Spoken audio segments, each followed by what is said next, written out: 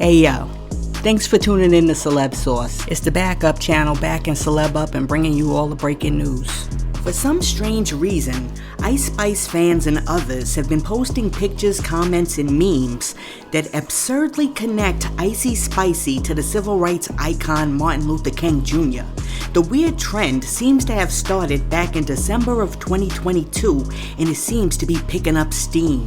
In one tweet on the topic, a Twitter user posted a photoshopped image of Ice Spice at the 1963 March on Washington, where MLK gave his famous I Have a Dream speech, with a caption that read, quote, "If the party's still segregated, then why would I go?"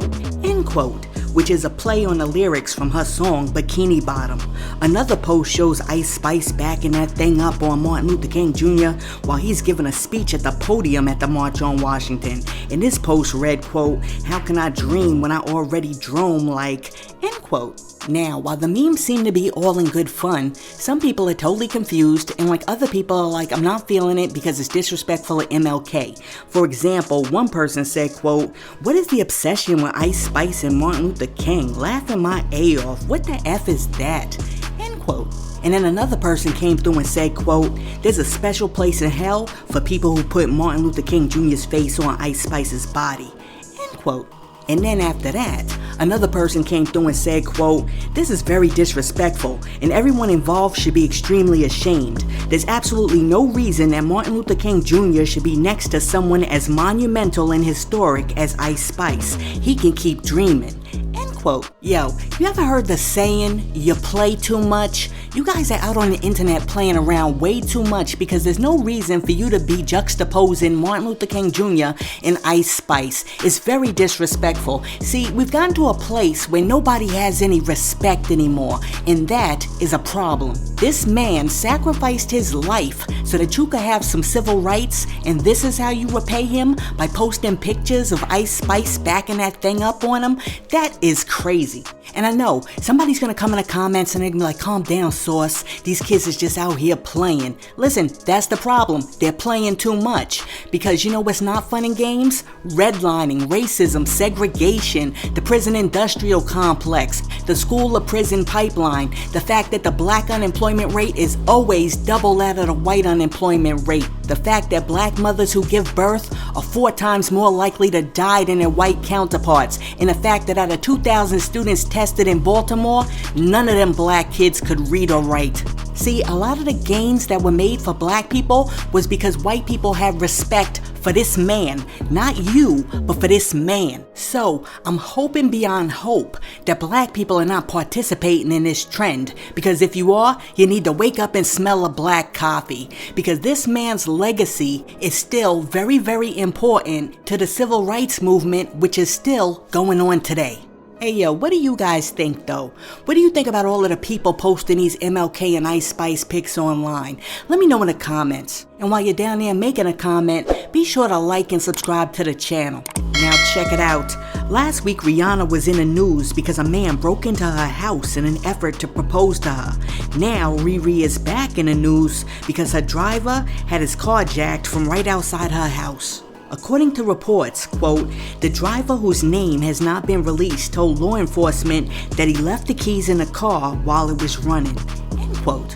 Rihanna's driver also says that a man took off with the 2012 Audi sedan worth $37,000 while he went into Rihanna's Beverly Hills home for a quick minute. Now, it's unclear whether Rihanna was home during the incident, but the police say they're investigating.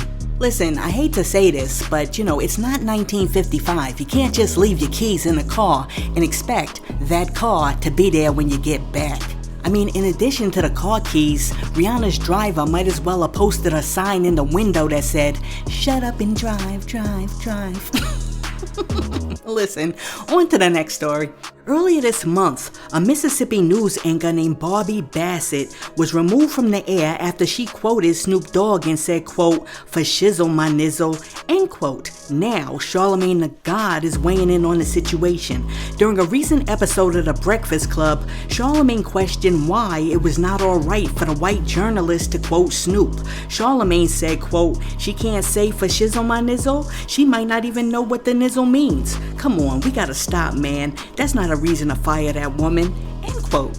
Listen, I got some news for Charlamagne. That white woman knew exactly what that nizzle meant, and she shouldn't have said it. And on top of that, this is not the first time that this woman has gotten in trouble for saying something that was racially insensitive.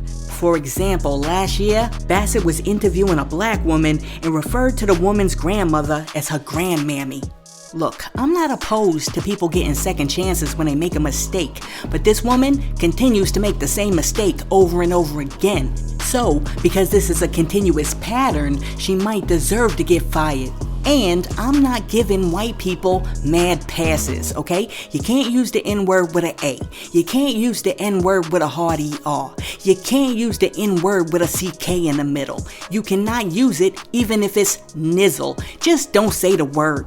And if you don't know what something means, take that little cell phone, that little computer that you have in your hand, and pull up Google and type in the word and find out the meaning before you go around using it. But listen, that's just my opinion. Let me know what you think. Do you think that your boy Charlamagne the God was right, and that this white woman probably didn't know what she was saying when she used the word nizzle?